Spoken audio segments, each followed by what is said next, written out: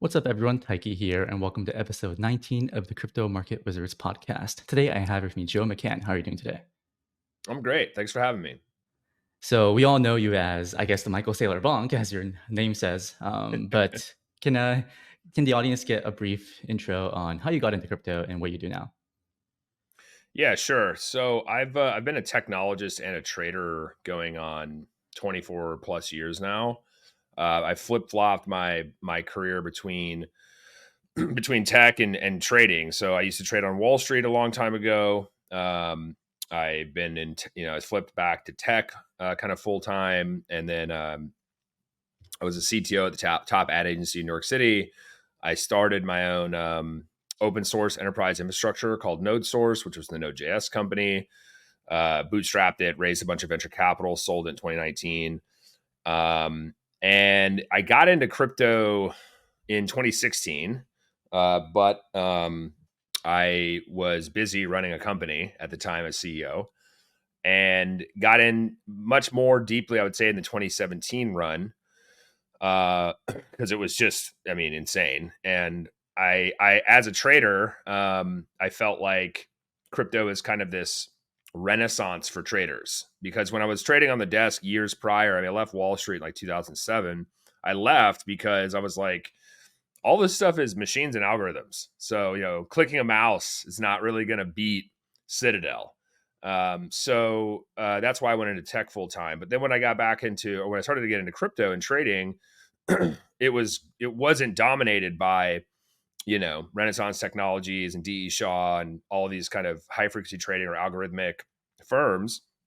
It was just people around the world trading crypto. And so that also kind of dovetailed into my broader view around crypto, which was crypto to me feels like the open source philosophy being applied to finance because it's transparent, it's open, it's freely available, it's permissionless, all of these things. And as I was running this open source enterprise infrastructure company, it just kind of like pattern matched a little bit and thought to myself, man, this has to be the future of money, the future of finance, the future of trading and value exchange. And so in 2018, I actually resigned as the CEO of the company, moved into the chairman of the board role, which was a much easier gig. And I spent some of my free time writing algorithmic and systematic trading strategies for crypto, as one does. And that was great because one of the things that also stood out to me about that was, unlike Wall Street, if you want to go kind of into TradFi and you want to say you have an idea for some systematic trading strategy, well, you have to, set up a prime brokerage account. You probably need a Bloomberg subscription. You probably got to face Wedbush and open up a CME account, or there's all of these hoops that you have to jump through that really are just ways of gatekeeping. And crypto was the opposite of that. There was basically no gatekeeping. You just kind of like write your software and connect to APIs and go. And that was really kind of an eye-opening moment for me. And so this guy named John Burbank, who's the founder of Passport Capital, which is a well-known institutional hedge fund in San Francisco, caught wind of what I was doing and recruited me to come build out his quant and systematic trading desk for crypto in 2018. So I did that. But then in 2019, I left, not because of Passport, but because it's basically impossible to trade crypto at a US hedge fund. So I said, look, it's not you, it's me. I want to continue to kind of pursue this and just do it on like my own personal balance sheet. So I did that. And 2019 was also a really good time to start doing R&D into Web3. It was bear market. And so I started tracking the Ethereum community. I started writing a few Solidity apps. Because I had all this experience previously at NodeSource around open source and understanding what makes developers tick, I wanted to track these developer ecosystems. And that also led me very early on to Solana. Solana was taking a very totally different approach to solving for blockchain and what they were trying to accomplish. And meanwhile, Microsoft caught wind of my free agency and recruited me to join their cloud and AI organization. And so they hired me and they said, look, they said, we want to hire you, but we don't know what to do with you. And I said, how about I help you not miss the next big thing? And so I did a lot of like M&A work, corporate dev work, strategy work, working with Microsoft Ventures on the venture stuff. And before I left in 2021, I basically drafted the entire like Web3 strategy for Microsoft. I delivered to Satya Nadella and the senior leadership team. And it was for every line of business, not just the cloud and AI organization. And I said, bye, I'm going to go start my own fund. And the reason I went to go start my own fund is I have a very close friend of mine named Steve Jang, who I've known for years. He's a very, very successful VC. He was also entrepreneur. First money in a Coinbase and Uber and all this good stuff. Just got added to the Midas list for the second time in a row today. So very legit guy. Said, look, Joe, you're the only guy in crypto that really understands the technology, but also knows how to trade. And you're not at a fund. So like come run a fund, a crypto fund at Kindred. And I said, look, man, I'm flattered. I'd love to, but I'm an entrepreneur. And if I'm going to do something, I'm going to do it myself. And he said, I knew you were going to say that. I go, what? He's like, you should run your own fund. Let me help you like think through setting up a structure, and we can, make some introductions to some service providers. And oh, by the way, I've already pitched you to Mark Andreessen and Chris Dixon, and they want to be the first money into your fund. And so I was like, how do you pass that up? So Asymmetric, which is my firm, we're a technologically driven investment firm in digital assets. And so we have a couple of early stage venture capital funds, a hedge fund, and we technically launched in June of 2022. And we have done pretty well. So that's kind of my story. Nice, nice. It seems like you have a crazy background, and I really like to follow you because you have this macro-driven theses and also like a technological, theses. And I think I listened to one of your other podcasts, and you mentioned that from March 2023 to March of this year, you were one of the most, or you're like the top performing fund in the world. So like, what's that like? To just like outperform, I guess, the entirety of the world. I guess like what were the few trades that you made that really propelled you there? Yeah, sure. And just so I'm super clear, this is not a solicitation whatsoever, but you're right. Like this is just data that was actually provided to us. We didn't even know this was true. So there's a company called Preqin, which is kind of like loosely like a data marketplace. So what they do is tens of thousands of hedge funds and venture capital funds, et cetera, will kind of submit their performance data to Preqin. And then on the other side, capital allocators, investors that are looking for, fund managers to invest in can kind of sort by industry or vertical or strategy or performance. And they reached out to us and said, for, basically this was in April, the past trailing 12 months, you guys are the top performing hedge fund on the planet across any asset class. So not just crypto. And I was like, what? Because I wasn't even tracking it. It was like, Right. we're just doing what we do, staying heads down and focused on generating great returns for our limited partners, our investors. And so it was awesome, right? It was a great feeling to know that, in effectively less than 2 years of existence, while also going through one of the most brutal bear markets in all asset classes of 2022, we're the number one fund on the planet. Like that is just, it's hard to explain the feeling that you get when you find that out. But we will not be number one forever. Like I have a target on my back, right? Like I'm not dumb enough to think that we're going to stay number one forever, but our strategy really hasn't changed, right? Like we're not like, oh, now that we're number one, we have to kind of like stay in the pole position and over trade or really like do something that is not consistent with our strategy. And in, call it like trader, investor, or hedge fund parlance, there's this concept called style drift, where, if something isn't working, you try to like drift to this new style of like, oh, well, like I'm a really good, commodities trader, but I'm not making any money. So let me go trade, exotic options in, stocks or something, right? Like that's a drifting away from your core style. We don't do that. And we don't chase, right? So for example, when the Ethereum ETF news came out, which kind of shocked everybody, if we were drifting on our style, we would have chased that trade. But we maintain kind of like a very fundamental view on the macro picture, as well as what the best way of expressing our views are as it relates to macro. And so for us, chasing the Ethereum trade would have been an example of style drift, which we didn't chase. So how did we get that level of performance? One, I'm not going to give away too much of the secret sauce, but what I'll share is that between myself and my trading partner, we have almost 50 years combined experience trading and managing risk. My trading partner is, in my opinion, I'm probably biased, but the best options and derivatives trader I have ever met in my life. Just absolutely brilliant. And I have a lot of skill sets on kind of pattern recognition, flow, but also a deep technical understanding. So one of the benefits to, having a technical background in crypto is that if you're also a trader, you can look at what's happening in the space and see narratives forming, or the progress that's happening within like GitHub repositories, reading the source code and saying, oh, wait, this is actually kind of huge and no one's talking about it, and it's publicly available information. It's just buried in source code on GitHub. Well, I can now come up with like a trade idea, like, hey, XYZ program or project is going to be launching this thing. It's in their GitHub repo. Now let's go express the best trade in the hedge fund portfolio. And so that could be options, that could be buying the spot token. It could be myriad ways of actually expressing the view. And so a couple of things that we were very good at last year was really, I guess since the beginning actually, is nailing the macro.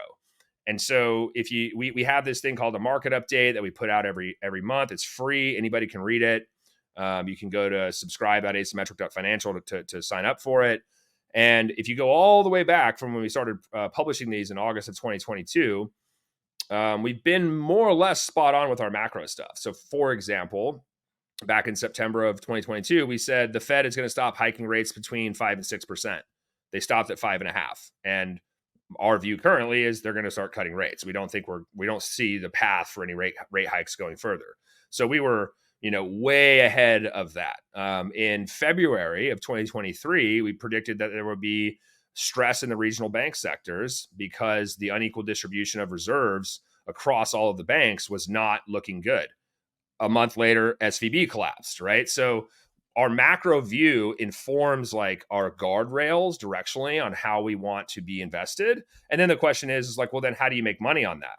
Well, one, we had a view in late 2022 that, Solana getting down into the low teens and then ultimately $8, this is like a generational buying opportunity. And so we got really long Solana at the bottom, right? But we didn't just buy the spot token. We bought the spot token, but we also put on what's called a risk reversal call spread that cost us no money to put on and made a fortune from it. So we kind of augment like our view with the optimal expression, whether it's buying spot, in this case, running like a risk reversal call spread. And then furthermore, in 2023, we made a lot of money on Bitcoin, but not just buying the spot token. Right? We track volatility really closely. And when vol is really low, you want to buy it. When vol is really high, you want to sell it. We bought, a bunch of Bitcoin options and Bitcoin spot when the SVB thing was kind of just about to collapse. Right. And that worked out because we thought, hey, people, when there's stress in the financial system, people go to safe haven assets. Well, historically, that's gold. But now there's a digital representation of gold. Bitcoin should benefit. Now, we could have been dead wrong, but it wasn't wrong. And so that's another, performance driver for us. And if we fast forward all the way towards like Q4 of 2023, I had a really firm belief that based on a lot of the on-chain data that was coming from, say, like stablecoin flows out of Ethereum into Solana, we kind of saw like the fake news headline in October of, I think the CoinDesk intern or Cointelegraph, I don't remember who it is, but it ironically kicked off the bull market, like just in true crypto fashion. And so we were looking at it going like, yes, we could just be long Bitcoin here, but what is going to be beta to Bitcoin that's actually going to outperform Bitcoin, that has probabilistically a better chance than, say, like Ethereum, just as a beta trade, which obviously got crushed against Bitcoin last year on the ETH BTC trade. Turns out that's Solana. With all the on-chain forensics and all the stuff coming to it, we were like, it's Solana. Well, within Solana, then, what's beta to Solana? And typically that is a dog coin, right? Well, there was really only one, meme coin or culture coin or dog coin that mattered on Solana at that point, and it was Bonk. And so at the $28 million market cap, I started to do an analysis of like, okay, at the market peak, Dogecoin was 85 billion. Shiba Inu was 48.5 billion. Dogecoin was a fork of, Bitcoin or Bitcoin-ish, like proof of work. Shiba Inu was basically the Dogecoin killer on Ethereum. It's like, well, it's Solana's turn. And if I'm right, this is a massive asymmetric trade. It's traded a $28 million market cap. If this thing goes up to 2.8 billion, it's 100x on the return. Now, the difference is at our firm, because we manage risk in a really diligent way, we have what's called a concentration risk policy. So any token that isn't in the top 20 by market cap, the maximum amount we can purchase is 2% of the fund's asset under management. And so we couldn't buy $5 million worth of BONK, right? We had to buy less than that because our firm's AUM was lower at the time. But that trade was a massive performance driver because even though we were only to buy, a small amount of it, the net result was, like 50x or whatever it was on the trade. And so a lot of that is like, this is an example of how we do, we have macro to influence things. We want to catch on with narratives and find the most optimal expression of that with the kind of, call it, fixed amount of risk. And that is the reason I think that we were able to effectively outperform everybody for those trailing 12 months. Yeah, well, thank you for going through, I guess the past 12 months. And I think, a lot of people get into crypto for the asymmetry of these trades. People want to buy $100 or a couple $1,000s of whatever and have it turn into 100K, $1 million, or, whatever, I guess those returns might be. And I Right. guess looking for those asymmetric risk reward opportunities is really how you, I guess, drive performance. And I want to pull up this tweet, or I guess this thread where you said, hey, like Solana is going to a trillion market cap. And I mean, we can touch on a bunch of points here, but I think one thing that I want to touch on is, I guess, you talked about meme coins on Solana having product market fit. And I think you talked about this as a reference to, I guess, the casino industry, where can you talk about, like, I guess, how does, I guess, like Las Vegas, or how does meme coins have similarities to, I guess, the Las Vegas business model, the casino business model, and how that Yeah. drives, I guess, your views on the meme coin Supercycle, as they call it. Yeah. So, and I'll kind of like frame it around it, meme coins on Solana specifically, right? Right. Because the kind of impetus for the thread is, look, Solana's found product market fit by offering, meme coins up. You can see the enormous amount of activity on Solana. And a lot of it has to do with the fact that it's dead simple, it's fast, it's cheap. There's all these Telegram bots, there's exchanges, super simple stuff to do. The reason I mention, the casino kind of, or gaming / gambling industry, is that the gambling industry is literally designed to take your money.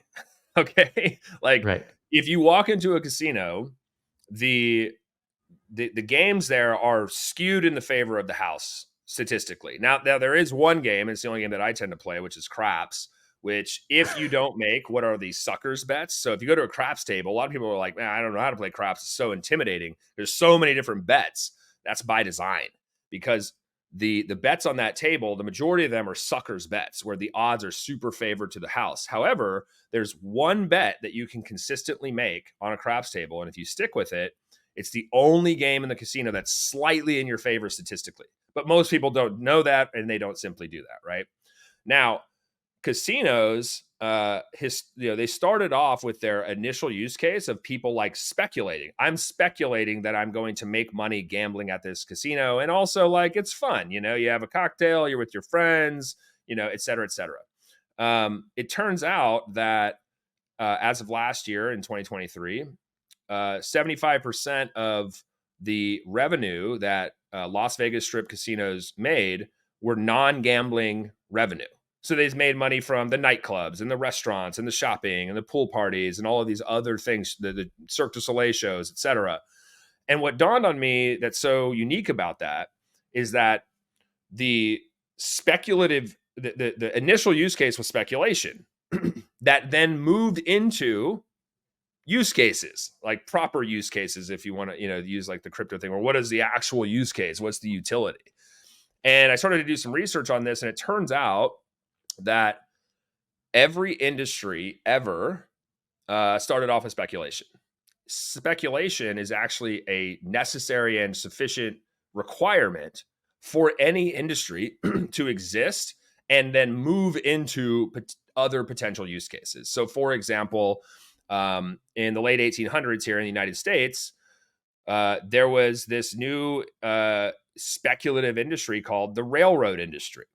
And the initial use case literally was speculation. People speculated that this industry is going to be somehow very valuable, and people were, investing and doing all of the kind of degen related stuff that you see in crypto, but for railroads. Well, it turns out that the initial use case of speculation led to the kind of industrial revolution and making the United States one of the most powerful economies on the planet today, right? If not, certainly the most powerful today, but back then, moving it towards that.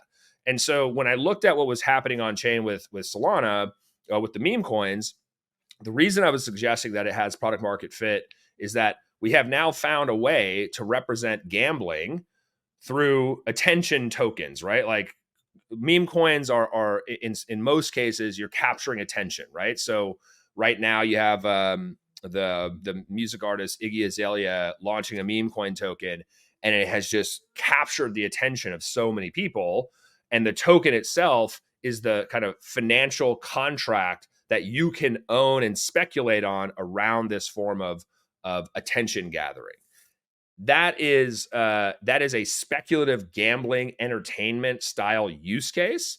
However, in a lot of cases, like Bonk, the kind of meme coin speculative, kind of entertainment use case eventually moves to real use cases, right? So like Bonk has, I don't know, half a dozen products right now that are generating real revenue.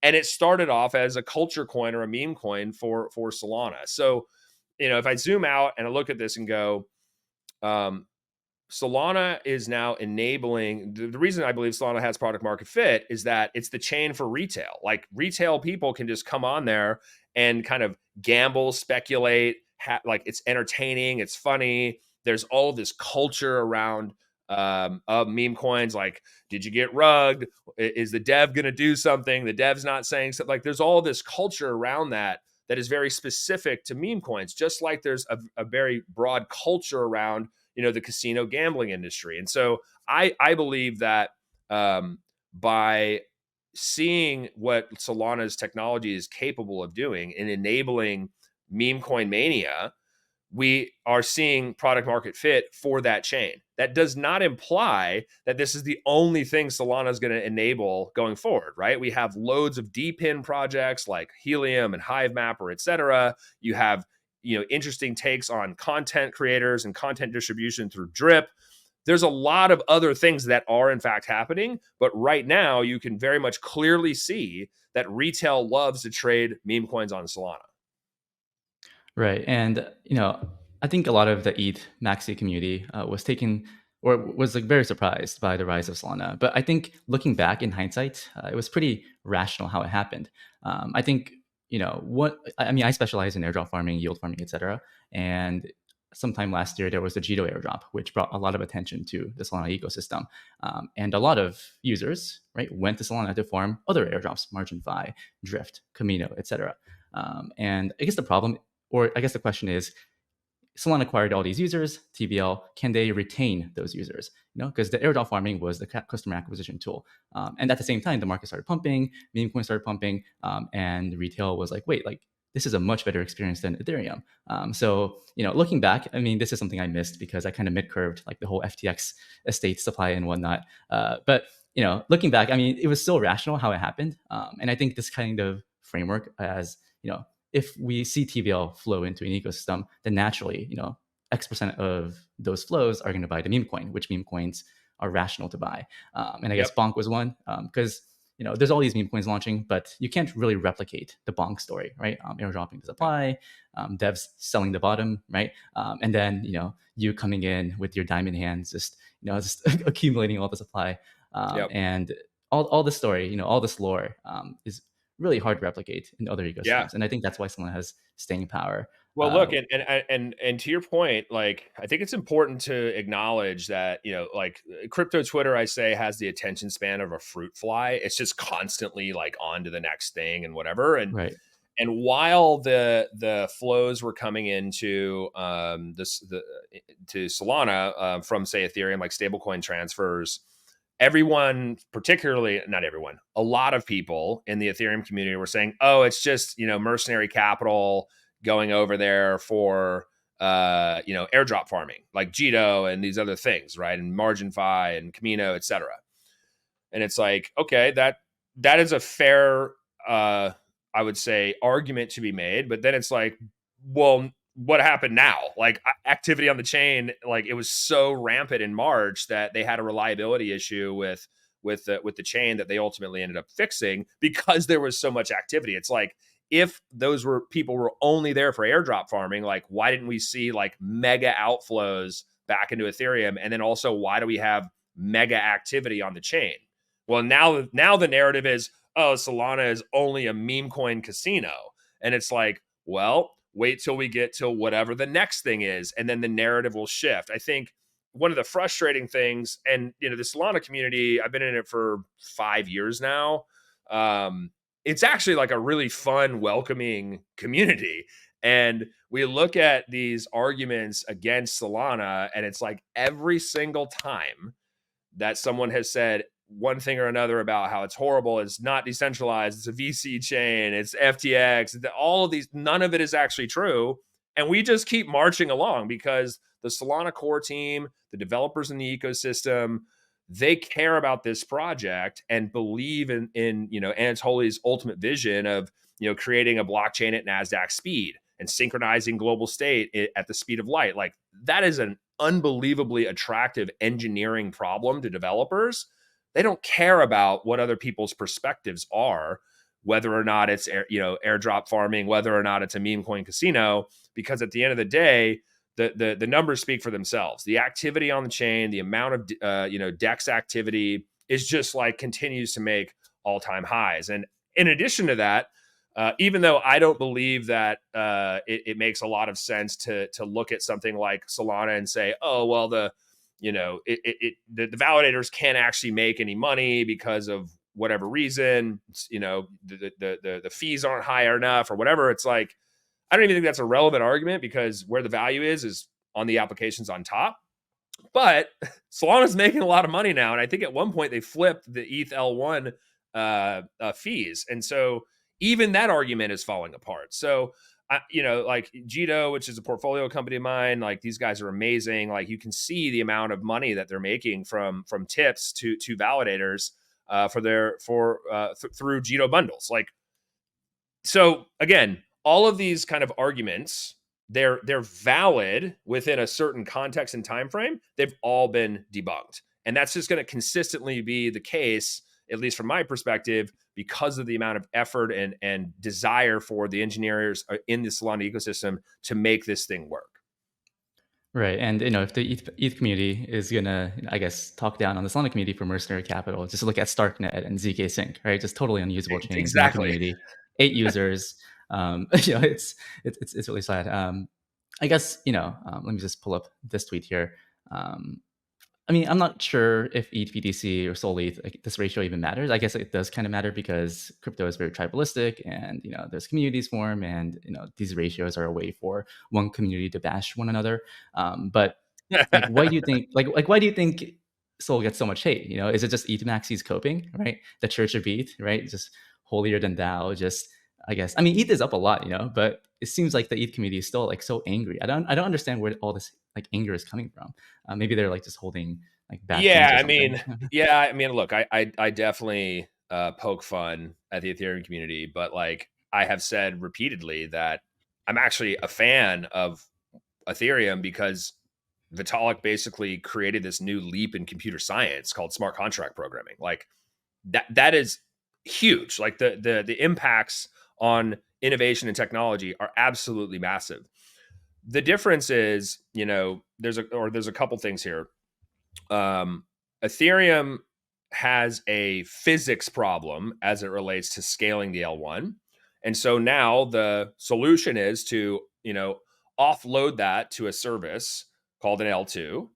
Um, the problem that I have with this is, one, if the value of Ether is, primarily driven by activity on the chain, which in theory makes it deflationary and number go up, well, you're just now offloading a percentage of the value of the L1 to an L2. And the L2 is going to do, say it does tons of activity. Well, only a fraction of that ends up back, settling on the chain. So, like, whoops, the deflationary narrative is going to require like orders and orders of magnitude of activity on the L2. But oops, there's like 50 L2s. So now you have fragmentation across the L2s, which also can become kind of a user experience nightmare. The other thing is, as it relates to these pairs, right? So on the trader side, what a lot of traders do, they're called relative value traders or RV traders.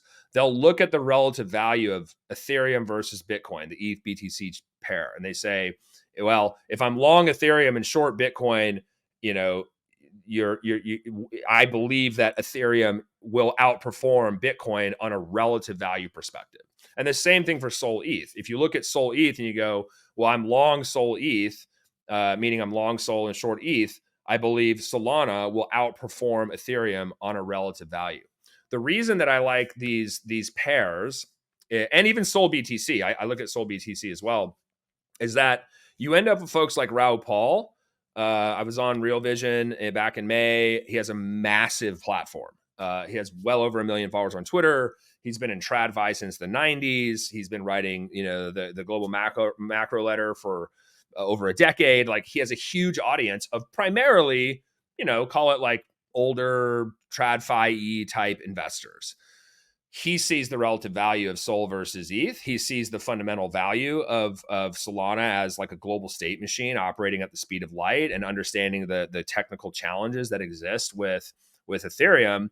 But forget all of that. Like, he's promoting to his audience that from a relative value perspective, if you look at the SOL ETH chart, if you look at Solana is 18% of the market cap of ETH, like, if you're just putting on a trade, do you think ETH goes up more than Solana, or do you think Solana goes up more than ETH? And if Solana starts to get all of these users, it's the chain for retail, it's generating more revenue than Ethereum, it's doing more DEX volume than Ethereum, et cetera, et cetera, et cetera, you would look at this as an investor and go, this thing isn't even 1/5 the value of Ethereum.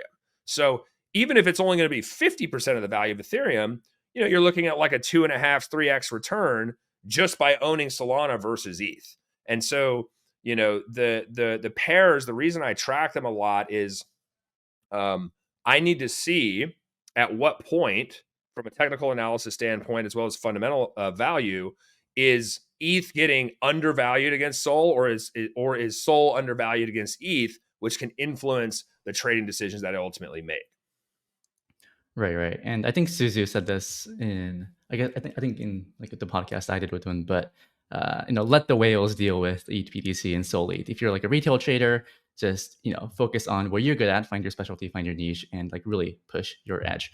So a lot of my audience, are retail trying to make it the cycle, right? 5 figs, 7 figs, whatever it may be. What kind of tips do you have for, I guess, people joining the markets in the past couple of months to really, outperform and, I guess, quote unquote, make it this cycle? Yeah. This is absolutely not financial advice whatsoever. Right. Only Yeah. for entertainment and education purposes. So look, I've been trading a long time, and the thing that I have learned, and I have like a Telegram chat room with a bunch of traders in it that have been running for like 5 years now, called Market Mercenaries. And people always ask me in this chat, like, hey, should I buy this here, or what should I do? And I'm like, only you can answer that question, because it's your portfolio, it's your risk. I don't know what your income is. I don't know your situation. I don't, whatever. So that's one thing, is that only you can make the decision. You shouldn't just be blindly copying somebody else. But two, I do have a firm belief that when you're getting into trading, and This is probably not what a lot of people want to hear, but it's just a fact, in my opinion. Um, you have to start trading and then you have to blow up your account once. Um, the reason that this is important is you need to actually learn how to control your emotions as a trader. That's the hardest part of trading because all of us as human beings experience this thing called loss aversion. We hate losing more than we love winning. And when you're losing or you blow up your account, that feeling is real, right? So then you do it once, and then you kind of work your way to building your account back up again, and then you blow it up again. And now you're ready. And the reason that the second time matters the most is that the way that you were thinking about how to manage risk or, your trading style, et cetera, was wrong. And so you then have to get really disciplined around risk. So for example, at my hedge fund, we never go above 1x leverage, meaning we don't use leverage. Why? Because it's crypto and you don't need to. The difference is that a lot of folks that get into crypto, say they got in the past couple months, they'll see these stories of this dude bought $1,000 worth of WIF and now it's worth $3 million. Those are sensationalist headlines meant to drive traffic to media outlets. Those things don't happen all the time, right? And or this guy did 100x leverage on this exchange and it's now worth $5 million, whatever. Like if you're using 100x leverage, all you need is the price to move against you 1% and you get liquidated. Like that is not a way to actually learn how to trade. And so the tips that I tend to give people is, look, I don't want people to blow up and lose money, but I do believe that if you want to be a trader over time, this is an experience that you have to have, because then you'll start actually being disciplined about the way that you manage risk. I would say tactically, folks ask me, I have friends of mine that are, don't know much about crypto or anything. And I always tell them, like, this is not financial advice, but if I were you, I would just buy a basket of tokens and hang on to them until you reach a price target where you want to take profits, right? So, the thing that I mention to people is it's probably worth owning Bitcoin because, it's kind of the steady state. There's the ETF flows. It's institutionally approved at this point. Like that's probably going to do well, but you're going to want some beta to that. And so I mentioned, Solana is on a relative value to Ethereum is deeply undervalued in my opinion. You probably want some Solana, and you probably want like a small smattering of exposure to really high beta, which is meme coins. But you don't go buy the meme coin that just got launched on pump.fun 5 minutes ago. You go with the blue chips, right? And so I look at BONK as a blue chip now. And they're definitely doing things in a way that no other meme coin is. And so if you put that basket together, you'll probably do pretty well, assuming that the market, if my macro view is correct, and I think we have another at least 12 months of this bull market, I think you'll do okay. And then finally, like there's an exchange I led the original round in called Cube.exchange. These guys even make it simpler for you. They have these like bundles. You could just you click a button and you could get like a BTC SOL portfolio, right? Or a meme coin, like almost like an ETF or an index or something. So even on the user experience side, there's ways of just kind of getting access and exposure to these types of things very, very easily by using something like Cube. Got it. You mentioned something that's interesting. You said that you expect, let's say, in the next 12 months, the cycle to continue. I have this audience question here. I mean, I think you answered most of these questions, but this specific question around your philosophy for taking profits. You have a Solana position, BONK, Bitcoin. I'm sure you have other, I guess, angel investments and whatnot. How do you think about taking profits? I think this is the hardest thing to do in crypto, because in crypto, you want to buy coins, right? Like you want to buy the dream. You want to buy something that might go up. But if you sell, you're selling the dream. It hurts. It really hurts. So Yep. how do you, emotionally detach from your bags, not have bag holder buys, and be rational about taking profits? Yeah, I mean, this is such a great question because it goes back to my original point of you need to blow up twice to feel that loss, right? To Right. never experience that again. And so the kind of advice I give to people is that you should never put on a trade without knowing where you're exiting in both directions. Okay? So let's assume you buy Bitcoin at 70,000. What is the amount you're willing to risk? Let's say you buy $1,000 worth of Bitcoin. Are you willing to risk $1,000 so you lose all of it? Well, then Bitcoin would have to go all the way to zero, right? Maybe you only want to lose $100, so it's 10%. So that means if Bitcoin trades below 63,000, which is 10% below 70, you just sell it unemotionally, right? You're just like, this was my plan. You execute against the plan. Conversely, if you're like, I'm buying it at 70 and I think it's going to 100K, well, then guess where you're selling it? 100K, right? And the reason this is so important is that the markets tend to get, they flip flop between like euphoria and like utter depression. And when the markets are euphoric, you need to be taking profits in there. And if you don't have a plan ahead of that, you will get caught up in that. Even I get caught up in this kind of stuff, right? But if you have a plan in both directions, you have no remorse. You're like, look, I put on this trade, I was wrong. I have a saying that there's nothing wrong with being wrong. Staying wrong is a sin, right? So if it goes to 63K in this scenario and you don't take your loss on it, it's going to keep going lower. Like I almost can guarantee it, right? And furthermore, if you don't sell it at 100K, it could go up another 5, 10, 20% or whatever. But I promise you, if you don't take that profit, it's going to go right back down. It's just the way trading actually works. And so this is the simplest way of thinking about taking profits and losses on like spot tokens.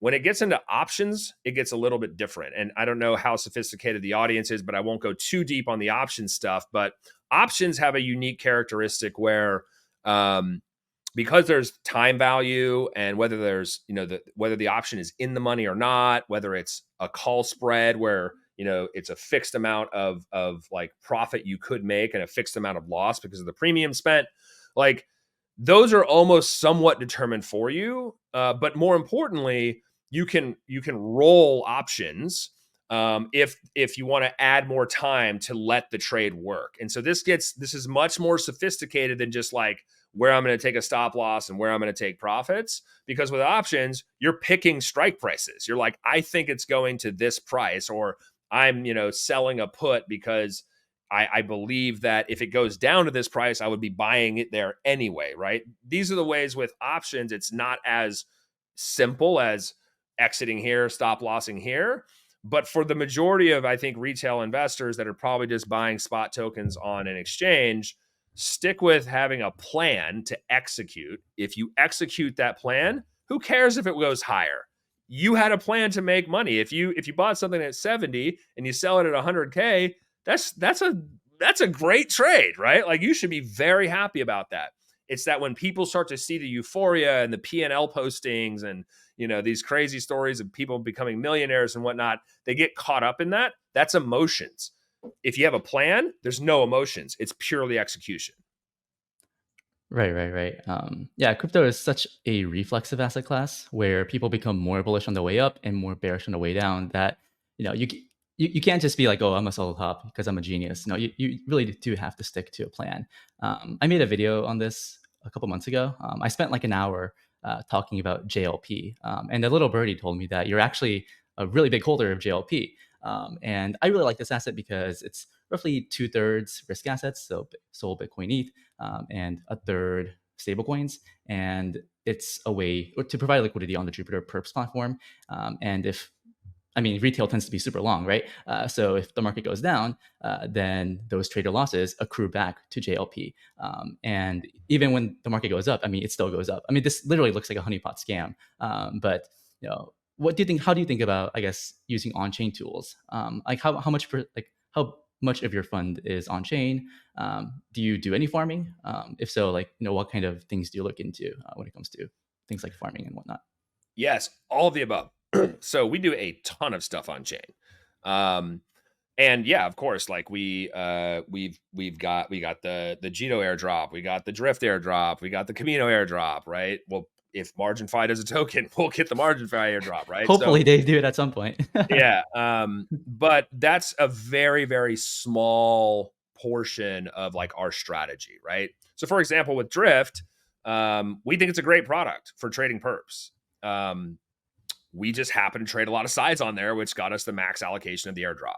So it's actually like a second order effect that we end up getting airdrops. I have been trying to keep JLP under wraps for so long because I feel like, again, absolutely not financial advice, but like I have read and reread the docs behind this thing, trying to find why this thing wouldn't work, and I can't find it. And so we roll a lot of our profits into JLP. And part of that is, on a cycle basis, we believe that, if over the course of the next 12 months, more liquidity comes on chain, more retail users, more people trading perps on Jupiter, Solana, Bitcoin, and ETH going up, like all of these things, right?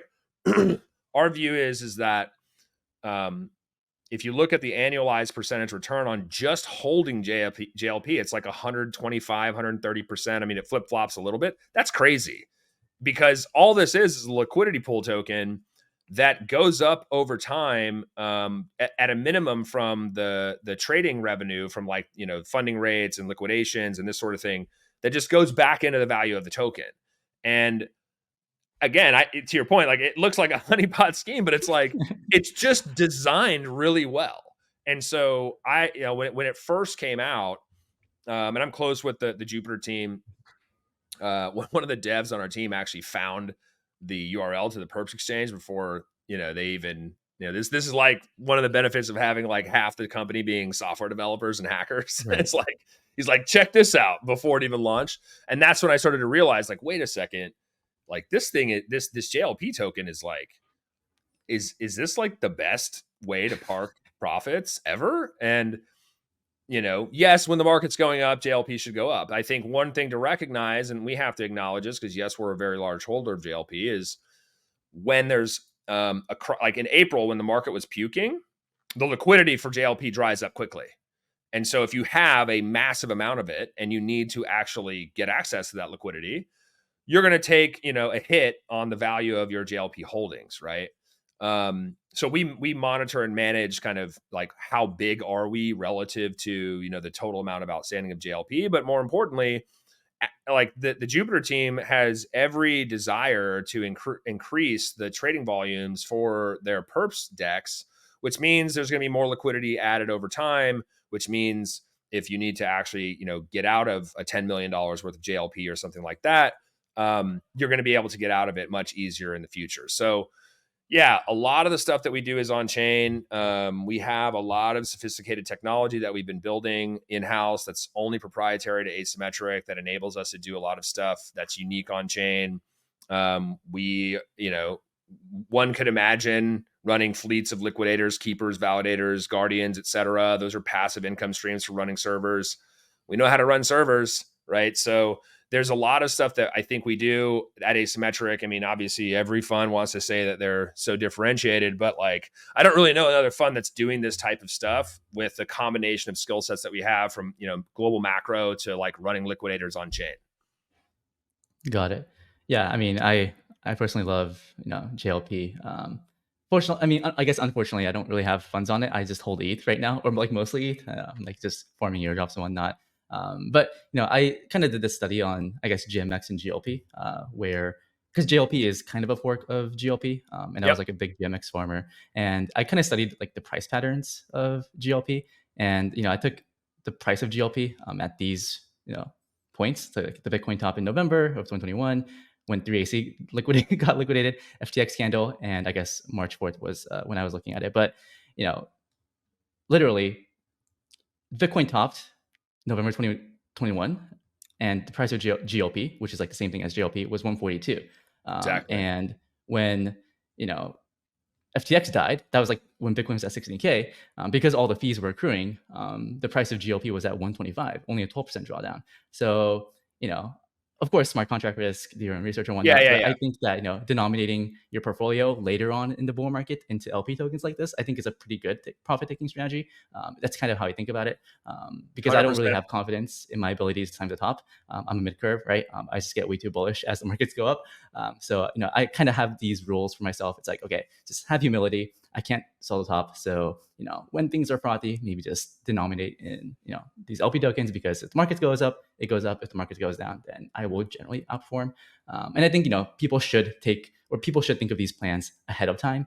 Because if you don't think about profit taking, then you're just going to be, bag holding the top essentially. Yeah, which is again why I suggest having a plan. And I love this analysis of GLP because um look, like even the fact that it was only a 12% drawdown, like look at the other assets in space, it got absolutely decimated, right? So Right. for example, you're an expert in yield farming, like assume you farm a bunch of tokens. Let's assume you take profits in them and then you like roll it into something like JLP.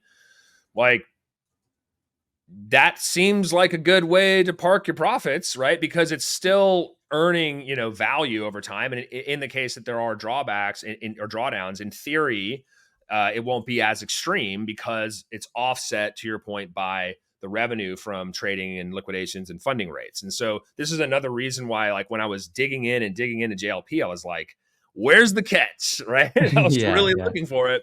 And I also have to be, cognizant of the fact that as we roll profits, I can't, like at the fund level, I can't be rolling, significant size profits into something like JLP because of the liquidity constraints. As a retail investor, man, I think it makes a lot of sense to when you're taking profits, if you don't want to just sit in cash, you could have some exposure like this, which is somewhat de-risked. So, what are some, I guess, books and blogs, or the best books and blogs that you would recommend to the audience to learn more about, I guess, psychology, markets, macro? If you have any, I guess, tips or, I guess, recommendations, yeah, I would love to Yeah. hear it from you. I I get this question a lot. Because I think it's, first of all, I think it's valuable for people that are wanting to like learn about this. They want to seek knowledge, and kind of reading books is a fantastic way of doing that. Unfortunately, my answer is going to disappoint people. Is that I have literally never read a trading book. I haven't Really? read a technical analysis book. I haven't read an investing book, like none of it. So I have a degree in philosophy with a focus in logic. But I'm a big kind of Nietzsche fan, and Schopenhauer, and also more, I would say, contemporary philosophers like Nassim Taleb. The advice I give to people is, if you want to read some books that are going to, I think, make you a better risk manager, which is ultimately going to make you a better investor and trader, I would read the kind of compendium of books that Taleb wrote. So this is Skin in the Game. This is Fooled by Randomness. This is Anti-Fragile. And the reason I suggest this is that, like, Fooled by Randomness was one of the most kind of like eye-opening books for me, because Taleb is a former like amazing options trader. He's kind of a prick on the internet, but like besides Yeah. that, he's very good at identifying, tail risk. The Black Swan is his book, right?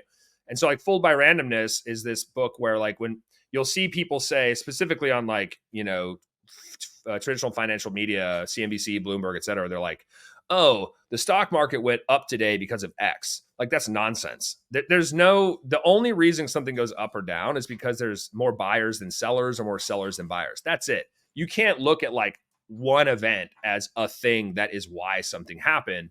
And in something like Fooled by Randomness, you kind of illuminates all of these examples of where people were fooled by something that they thought was like very causally linked, and it turned out to be utterly stochastic. So that's like, that can influence your risk management skills, right? In addition to that, Anti-Fragile, this is where I got the name from my firm, Asymmetric. The concept behind anti-fragility is that you want to be a part of systems that benefit from shocks to the system. So, for example, your immune system, if you get a flu, like a cold, it kind of makes you feel crappy for a bit, but then what your body is doing is it's creating antibodies to fight it off in the future, so you don't get sick anymore. So it's kind of like you got this shock to the system, but now you benefit from it because your immune system is stronger, right? So that also dovetails into looking for asymmetry in anti-fragile systems. So, for example, you would want to be favoring trades in the context of this podcast things that have little to no downside with asymmetric upside. And it sounds like, well, duh, I want like asymmetric upside, but identifying the things in life in general, let alone trading, where there is little to no downside and asymmetric upside takes a lot of practice and time. And the book, Anti-Fragile, like kind of gives you almost like a framework for how to start viewing the world through this lens. It has been incredibly helpful for me as a early stage venture investor, angel investor, and also trader. Yeah, I think Taleb has really good books, despite him being a Bitcoin hater. I read Black Swan, Fooled by Randomness. I think it's because people love to rationalize why things have happened. It's like, oh, Yep. price went up because this, and it makes them feel better about themselves because people dislike uncertainty. I think one Right. mistake people make in crypto is that, oh, like last time this happened, Bitcoin went down 10%, so the max drawdown this time is 10%. Well, like, how do you know that 10% is max? I mean, like, we had COVID, we had all these exogenous shocks, which could even lead to bigger drawdowns. That's right. And I guess like there's like the chart of like Thanksgiving turkey where everything is like going so great, and then And then, it's Thanksgiving and turkey goes to zero. It goes to zero, right? It's like exactly. dies. Well, I mean, there's even a more kind of, I would say, morbid example where, well, I mean, turkey dying is definitely morbid, but here's an example that I use with folks about like avoiding the risk of ruin is something that you should Right. always do. The risk of ruin means like you don't get to play the game anymore, right? Like blowing up, taking up too much risk, or using fancy math to be like, oh, well, like the odds of this are like so in my favor, I'm not going to do it. So I'm going to give you an example of a game where the odds are in your favor, but if you lose, you literally cannot play anymore, and that's Russian roulette. So if you have a pistol with six bullets or six chambers for bullets and one bullet in it, that's a 1 out of 6 chance, right? Dude, you got 5 out of 6 chances of winning. Those are great odds, except for the one time you're wrong, you're dead. You literally cannot play the game again. And so this is one of those things where, seeking asymmetry, like asymmetric upside and limited to no downside, should be coupled with avoiding the risk of ruin, right? When we're going through large drawdowns and the market's pulling back and people are getting super depressed and people are getting liquidated, the thing that you have to remind yourself is you have to live to fight another day. The market will give you infinite opportunities to make money and make money back that you may have lost as long as you're still in the game. So avoiding the risk of ruin is the only way of actually achieving that. Yeah, and I think this is one of the problems with crypto Twitter. It's like if you miss a move in a coin, people just make you feel bad. It's like, oh, you're not long this anon, right? And it makes you feel FOMO. But I think people just have to find what they're good at, stick to your edge. Like, how would you like what would be like? How would you define your edge in the markets? uh, so my edge is probably that every edge you have gets dull over time. So I think constantly evolving your strategies without drifting too far away from what you're good or bad at, right, is very, very important. So, for example, in early 2023, I had this view. In December of 2022, heading into 2023, we knew that the Shapella upgrade was coming, and then we're going to move the Right. proof of stake. And so I had this view of like, so I think liquid staking, tokens are probably going to be pretty important for Ethereum. Even from a narrative perspective, people are just going to want to own this stuff. Well, who's the biggest, stakers? Lido. Well, they have a token, right? And it trades on Coinbase. That means anybody, most anybody can access it in some capacity. And it was trading like, I don't know, 90, 95 cents, something to that effect. And surely enough, within a couple months, it ran to like $3 and change, and we sold it. That edge was gone, right? Like that was a trade. There is like holding on to Lido beyond that didn't make any sense because the trade was based on this view that we had in like this short window of time, and it happened to work. So constantly kind of understanding what your strengths and weaknesses are as a trader and an investor, and just accepting that your edge will eventually go away implies you need to be constantly reinventing your edge. And so that's one of the things that we do at Asymmetric. Got it. I guess it takes humility to, I guess, always, I mean, it's comfortable for a trader to be able to say, hey, like this is my strategy. It's worked for the past 6 months. I'm going to retire off this. But at some point, if the strategy is actually good, it's going to That's the decay. fastest Uh, way to not retire off this. yeah, yeah. And even with like, the entire market knows Chappelle is coming. Or, even EIP 4844. I think Lido topped 2 months before Chappelle, and like Arbitrum Optimism topped 2 months before EIP 4844. Yep, At the end of the day, like no one really wants to hold these tokens. It's more, I guess, an instrument to make money off a catalyst. And if there's so many attention, if there's so much eyeballs on a particular catalyst, I mean, chances are it's already somewhat priced in. that's right. And I think being able to recognize that is also very, very important. So, final question: what would be, if you could give advice to your younger self? What would it be? What would it be? Man, that is a good question. Actually, so the truth of this answer is very, very real. I would actually tell my younger self to hyper optimize for sleep. And the reason I say that is, if you don't get really good sleep, you're kind of like, a drunk person trying to make decisions.